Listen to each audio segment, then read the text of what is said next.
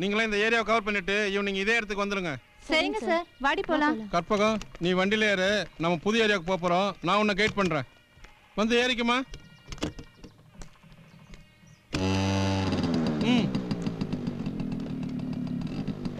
நல்லா சேர்ந்து உட்காருமா.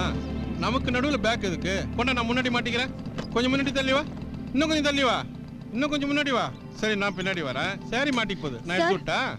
எந்த ஏரியான்னு சொல்லுங்க, நானும் அவளும் ஆட்டோல வந்துடுறோம். நீ இறங்கடி. நீ இன்னும் போலியா? முதல்ல நான் சொன்னதை செய். நீ எனக்கு ஆர்டர் பண்ணாத. கற்பகம், வண்டியில ஏறுமா. அவ வரமாட்டான். நீங்க பண்றது நல்லா இல்ல, வேண்டாம். இன்னாடி தப்பு. 100க்கு 200க்கு வேலை பார்த்துட்டு இன்னாடி ரோச வண்டி கிடக்கு. இங்க பாருங்க, இந்த வாடி பொடிலாம் வேண்டாம் சொல்லிட்டேன். இன்னாடி பண்ணுவ? உன்னை இந்த நிமிஷமே டிஸ்மிஸ் பண்றேன். முதல்ல பைய கொடுத்துட்டு கிளம்பு. உனக்கெல்லாம் ரோட்ல நின்னு பிச்சை எடுத்தா தாண்டி அறிவு வரும். ஆனா உனக்கு அந்த அவசியமே இருக்காது. ஏன்னா உன்கிட்ட தான் மூலதனம் இருக்கு. ஏய், முதல்ல பைய குடுறே.